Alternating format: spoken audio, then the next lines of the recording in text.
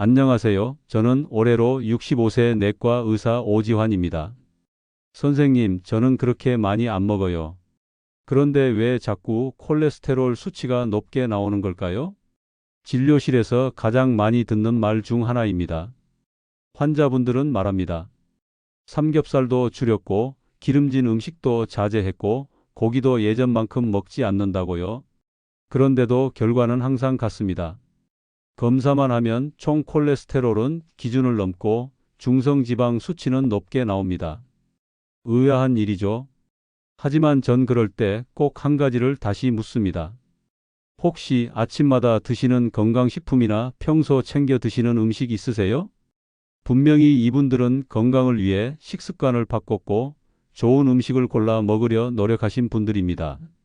그런데 문제는 이렇게 건강하다고 알려진 음식 중 일부가 고지혈증 환자에게는 독이 될 수 있다는 사실입니다.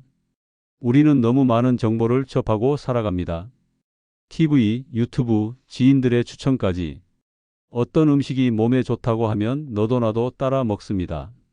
그런데 중요한 건 누구에게 좋은가입니다.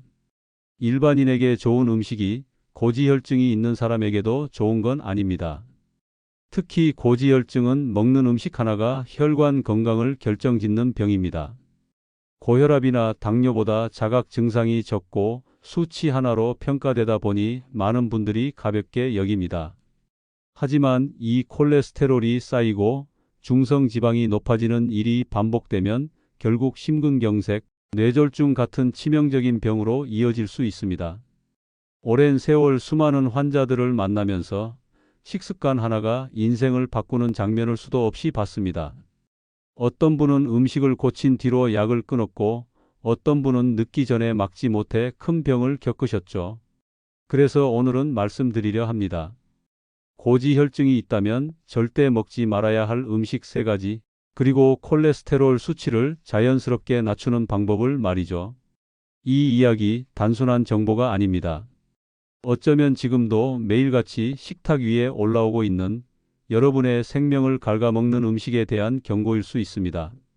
마음 편히 식사하고 싶은 분이라면 오늘 제 이야기를 꼭 끝까지 들어주시길 바랍니다. 선생님, 저는 기름은 건강한 것만 써요. 들기름이나 올리브유요. 그것도 조금만요. 이렇게 자신 있게 말씀하시는 분들 정말 많습니다. 건강 정보를 꾸준히 챙기고 있다는 뜻이겠지요. 하지만 저는 그 순간 속으로 긴 한숨을 쉽니다. 왜냐하면 그 말이 바로 콜레스테롤을 높이는 첫 걸음일 수 있기 때문입니다. 기름은 아무리 좋은 기름이라도 고지혈증 환자에겐 조심해서 다뤄야 할 식재료입니다. 우선 기름이라는 건 종류를 불문하고 1g당 9칼로리라는 높은 에너지를 가지고 있습니다. 이 말은 곧 기름 자체가 칼로리 폭탄이라는 뜻이지요. 올리브유나 들기름, 분명 건강한 기름이라고 알려져 있습니다. 하지만 문제는 2가지입니다. 첫째, 기름을 섭취하는 방법과 양. 둘째, 그 기름의 상태, 즉 신선도와 보관입니다. 예를 들어 들기름은 오메가3와 오메가6 같은 불포화지방산이 풍부해 혈관 건강에 도움이 될 수 있습니다. 그러나 이 불포화지방은 공기와 빛, 열에 매우 약해 쉽게 산화됩니다. 산패된 들기름은 좋은 기름이 아니라 오히려 몸에 염증을 유발하고 콜레스테롤을 끌어올리는 나쁜 기름이 되어버립니다. 특히 아침마다 들기름 한 숟가락을 약처럼 드신다는 분들, 냉장 보관도 하지 않은 채 몇 달씩 지난 기름을 드시는 경우가 많습니다. 이런 기름은 아무리 좋은 성분이 들어있어도 몸속에서 독처럼 작용합니다. 또 하나 간과하기 쉬운 기름이 있습니다. 바로 코코넛 오일, 팜유, 버터처럼 최근 몇 년 사이에 다이어트에 좋다, 중성지방을 낮춘다고 홍보되며 인기를 끌었던 기름들입니다. 그러나 이들은 포화지방산 함량이 매우 높고 체내에서 콜레스테롤을 확실히 올리는 대표적인 기름입니다. 문제는 이러한 기름들이 요즘 건강식품처럼 포장되어 마트나 온라인 쇼핑몰에서 쉽게 구입된다는 점입니다. 천연이다, 정제하지 않았다, 버진 오일이다 하는 말들에 속아 고지혈증이 있는 분들이 오히려 더 열심히 먹게 되는 경우가 많지요. 이쯤에서 중요한 오해 하나를 정리하고 넘어가야겠습니다. 기름은 적당히만 먹으면 괜찮다? 아닙니다. 고지혈증 환자에게는 적당히가 아니라 주의 깊게 관리해야 할 대상입니다. 왜냐하면 기름은 하루 이틀로 수치를 바꾸지 않습니다. 하지만 3개월, 6개월 누적되면 콜레스테롤 수치를 확연히 변화시키는 축적형 식품이기 때문입니다. 기름을 완전히 끊을 필요는 없습니다. 다만 조리 시 최대한 줄이고 생채소에 생들기름을 뿌려 먹는 것도 자제하세요. 기름은 냉장 보관이 원칙입니다. 산소, 열, 햇빛에 노출된 들기름은 한 달 내에 사용하고 남은 건 과감히 버리세요. 튀김, 볶음보단 찜이나 삶기가 기본입니다. 조리법을 바꾸는 것만으로도 기름 섭취량은 절반으로 줄어듭니다. 몸에 좋다는 말에 현혹되지 마세요. 기름은 결국 지방입니다. 지방은 지방일 뿐 콜레스테롤 수치와 직결된다는 사실을 잊지 마시기 바랍니다. 음식은 약이 될 수도 있고 독이 될 수도 있습니다. 특히 고지혈증은 식습관이 모든 것을 좌우하는 병입니다.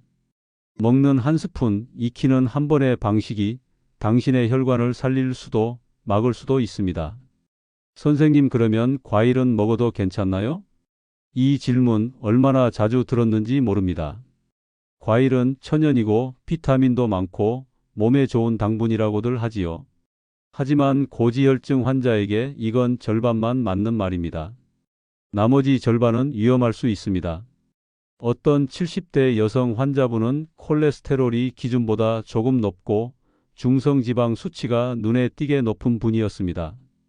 식사는 소식하고 고기도 별로 안 드셨습니다. 그런데도 수치는 매번 올라가 있었습니다. 어느 날 제가 여쭙죠. 식사 외에 간식으로 뭐 드세요?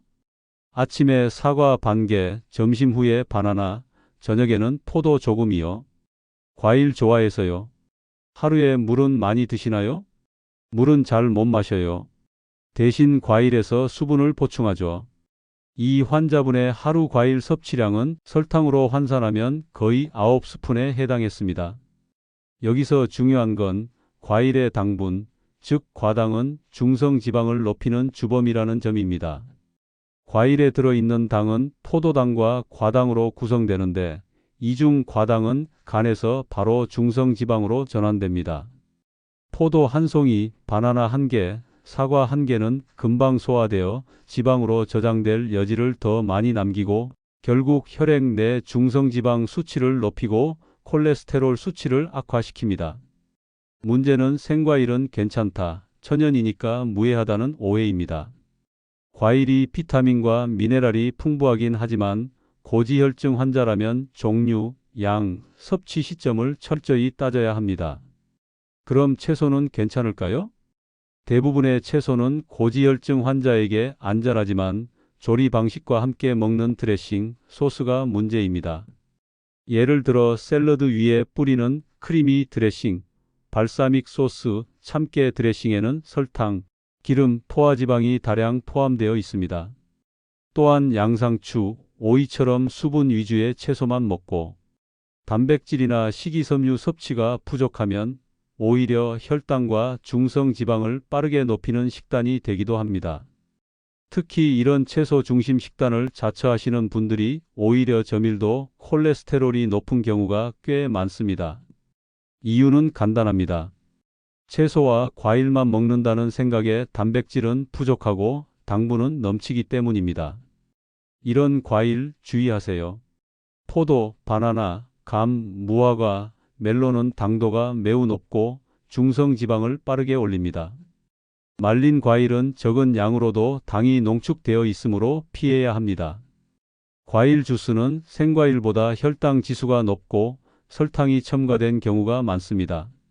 하루 과일은 반쪽 이하, 저당도 위주로 키위, 블루베리 같은 저당 과일을 중심으로 섭취하시고 공복엔 과일 섭취하지 마시고 식후 디저트 개념으로 소량 섭취하세요. 채소는 익혀 먹되 기름과 소스는 채소로 첨가하여 드레싱은 레몬즙이나 식초로 바꿔 드시면 좋습니다. 그리고 채소만 먹지 마시고 단백질 식품인 두부, 생선, 계란과 함께 조화롭게 드셔야 합니다. 건강한 음식이라는 말에 안심하고 무조건 먹다 보면 어느새 혈관은 막히고 수치는 올라갑니다. 중요한 건 좋은 음식이 아니라 지금 내 몸에 맞는 음식을 아는 것입니다. 고지혈증 환자들이 가장 놓치기 쉬운 건 밥상 위에 놓인 음식보다 습관처럼 먹는 간식과 음료입니다. 식사는 조심하지만 커피 한 잔, 과자 한 조각, 빵 한 개, 우유 한 컵 이런 것들은 대수롭지 않게 여기죠. 그런데 이 사소한 한 입들이 결국 콜레스테롤 수치를 끌어올리는 결정적인 요인이 됩니다. 먼저 커피 이야기부터 해볼까요? 커피 자체는 콜레스테롤에 직접적인 영향을 주지 않습니다. 하지만 믹스커피나 달콤한 시럽이 들어간 커피, 크림이 들어간 라떼는 이야기가 다릅니다. 특히 믹스커피에 들어가는 프림은 대부분 트랜스 지방과 포화 지방으로 만들어져 혈관 건강을 해치고 LDL 콜레스테롤을 상승시킬 수 있습니다. 게다가 카페라떼나 바닐라 라떼처럼 우유나 시럽이 들어간 커피는 지방과 당분이 함께 들어있어 중성지방 수치까지 올릴 수 있습니다. 고지혈증 환자에게는 한 잔의 여유가 한 번의 혈관 손상으로 이어질 수 있다는 뜻이지요. 다음은 빵입니다. 밥은 잘 안 먹는데 식사 대용으로 식빵이나 단팥빵 자주 먹어요. 이런 분들 상당히 많습니다. 특히 아침에 허겁지겁 출근하거나 입맛 없을 때 빵으로 끼니를 때우는 분들. 그런데 대부분의 빵은 정제된 밀가루와 설탕, 쇼트닝을 포함하고 있어서 탄수화물 섭취량이 급격히 늘어나고 결과적으로 중성지방과 콜레스테롤을 동시에 올리는 주범이 됩니다. 특히 버터크림, 마가린, 크림치즈가 들어간 빵은 포화지방이 많아 혈관을 딱딱하게 만들고 콜레스테롤 대사를 방해합니다. 심지어 달지 않은 식사빵조차도 잼이나 치즈, 햄 등을 함께 먹는 경우가 많아 간접적인 지방 섭취가 늘어납니다. 다음은 많은 분들이 건강식이라고 믿는 우유와 요거트입니다. 우유는 칼슘과 단백질 공급원으로 좋지만 전지우유나 플레인 요거트조차도 포화지방이 포함되어 있고 매일 섭취할 경우 콜레스테롤에 영향을 줄 수 있습니다. 특히 딸기맛, 복숭아맛 요거트처럼 설탕과 향료가 추가된 제품은 음료가 아니라 디저트에 가깝습니다. 고지혈증 환자에게는 이러한 제품이 혈당과 지방 수치를 모두 자극하는 이중 공격이 되는 셈이죠. 마지막으로 빠질 수 없는 게 과자와 스낵입니다. 한두 개만 먹는다 해도 대부분 소금, 설탕, 기름 세 가지가 복합적으로 들어갑니다. 트랜스 지방이 포함된 제품도 여전히 많고 중독성 때문에 한번 손대면 멈추기 어렵죠. 이런 스낵류는 혈액 속 지방 수치를 폭발적으로 증가시킬 수 있는 보이지 않는 적입니다. 커피는 블랙으로 하루 한 잔에서 두 잔 이하로 제한하고 시럽과 크림은 피하세요. 빵은 식사 대용이 아닙니다. 특히 흰 밀가루 기반의 달콤한 빵은 고지혈증 환자에게 해롭습니다. 우유는 저지방 또는 무지방, 요거트는 무가당 플레인으로 섭취하세요. 간식은 견과류나 삶은 계란으로 대체하고 가공된 과자류는 집에 두지 않는 것이 제일 좋습니다. 우리는 매일같이 작은 선택을 합니다. 그 선택이 모여 혈관을 살리기도 막히게도 만듭니다. 고지혈증을 관리하는 데 있어 가장 중요한 건 거창한 다이어트가 아니라 이 작은 간식 하나를 바꾸는 습관입니다. 진료실에서 종종 듣는 질문이 있습니다. 약 말고 식단만으로도 콜레스테롤 수치를 낮출 수 있을까요? 답은 예입니다. 단 제대로만 한다면요. 제가 30년 가까이 진료하면서 가장 인상 깊었던 환자 이야기를 해드릴게요. 74세 남성 환자분이었습니다. 총 콜레스테롤 265, 중성지방 320, LDL 콜레스테롤은 168까지 올라가 있었죠. 약을 권했지만 그는 정중히 거절했습니다. 선생님, 약은 정말 마지막 수단으로만 쓰고 싶습니다. 식단으로 조절해 볼 수 있게 도와주세요. 그날부터 이 환자분은 3개월 동안 식습관을 철저히 바꿨습니다. 첫째, 모든 가공식품과 외식을 끊었습니다. 둘째, 하루 2끼만 먹되 저녁은 6시 이전에 마쳤고 이후엔 물만 마셨습니다. 셋째, 식사 1시간 전에는 반드시 20분 이상 걷기, 하루 총 7,000보를 실천했습니다.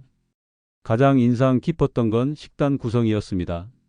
아침은 삶은 계란 1개, 두부 반모, 찐 브로콜리, 오트밀 한 국자. 점심은 생선구이, 현미밥 반 공기, 미역국, 나물 2가지. 간식은 블루베리 10알, 호두 3알, 무가당 요거트 반 컵. 저녁은 단호박찜, 들기름 살짝 뿌린 나물, 삶은 채소. 놀랍게도 3개월 뒤 그의 수치는 총 콜레스테롤 196, 중성지방 148, LDL 115로 떨어졌습니다. 약 한 알 없이 오직 식단과 생활 습관만으로 변화시킨 결과였죠. 그렇다면 구체적으로 어떤 식단과 습관이 콜레스테롤 개선에 효과적일까요?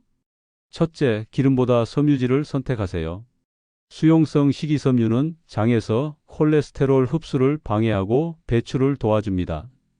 귀리, 보리, 사과 껍질, 미역, 다시마, 고구마 등은 수용성 섬유질이 풍부한 식품입니다. 둘째, 단백질은 붉은 고기보다 식물성이나 생선으로. 육류 섭취는 줄이고 대신 두부, 콩, 생선, 계란 등으로 단백질을 보충하세요. 특히 등푸른 생선, 고등어, 참치, 정어리에는 오메가3가 풍부해 콜레스테롤을 낮추고 혈액을 맑게 합니다. 셋째, 공복 시간 최소 12시간. 저녁 식사 후 다음 날 아침까지 최소 12시간 공복을 유지하면 지방 대사에 도움이 되는 호르몬이 활성화되어 콜레스테롤 수치를 낮추는 데 기여합니다. 넷째, 하루 20분 걷기, 식사 전이 효과적입니다. 식후 운동도 좋지만 식사 전 가벼운 걷기는 혈당 조절과 지방 분해를 동시에 유도합니다. 특히 식전 유산소 운동은 중성지방과 체내 염증 수치를 낮추는 데 효과적입니다. 다섯째, 스트레스와 수면도 중요합니다. 수면 부족이나 만성 스트레스는 코르티솔이라는 호르몬을 증가시켜 간에서 더 많은 콜레스테롤을 생성하게 만듭니다. 매일 밤 7시간 이상 숙면, 낮은 스트레스 상태 유지가 콜레스테롤 조절의 기초입니다. 한 가지 더 기억하실 점은 콜레스테롤은 단순히 음식만으로 조절되는 게 아니라 생활 전체의 총합이라는 점입니다. 매일 먹는 식사, 걷는 시간, 잠의 질, 마음의 여유. 이 모든 것이 혈관 건강이라는 한 점에 모여 작용하는 것입니다. 우리는 평생 수많은 음식을 먹고 살아갑니다. 하지만 그중 단 몇 가지가 우리의 건강을 바꾸고 인생의 흐름마저 바꾸게 될 줄은 잘 모릅니다. 고지혈증. 처음엔 수치 하나 높게 나온 것에 불과합니다. 하지만 그 숫자가 쌓이고 무심코 넘긴 생활 습관이 반복되면 결국 심장마비, 뇌졸중 같은 큰 사건으로 이어집니다. 그 누구도 갑작스럽게 쓰러지진 않습니다. 매일의 선택이 서서히 그리고 조용히 몸을 무너뜨릴 뿐입니다. 오늘 제가 말씀드린 음식들 어쩌면 지금도 식탁 위에 있을지 모릅니다. 좋다고 믿었고 몸에 좋으려니 하고 챙겨 먹었던 그것들이 당신의 혈관을 조용히 갉아먹고 있었다면 이제는 방향을 바꿀 때입니다. 약이 싫어서 식단을 바꾸셨던 어느 74세 환자처럼 먹는 것을 바꾸면 몸도 바뀌고 숫자도 바뀝니다. 무엇보다 바뀌는 건 나는 내 몸을 지킬 수 있다는 믿음과 의지입니다. 누구나 병원을 무서워합니다. 하지만 저는 이렇게 말하고 싶습니다. 무서운 건 병이 아니라 알면서도 바꾸지 않는 내 습관입니다. 오늘 여러분의 식탁을, 습관을, 그리고 생각을 조금이라도 바꿀 수 있기를 바랍니다. 건강은 절대 거창한 변화에서 시작되지 않습니다. 지금 냉장고를 열고 손에 들게 될 그 음식 하나, 그 한 끼, 그 한 걸음에서 시작됩니다. 오늘 제가 전해드린 정보가 건강에 도움이 되었다면 구독과 좋아요 버튼 눌러주시고 이 내용을 꼭 주변 소중한 분들에게도 알려주세요. 여러분의 앞날에 행복만 가득하길 바라겠습니다. 감사합니다.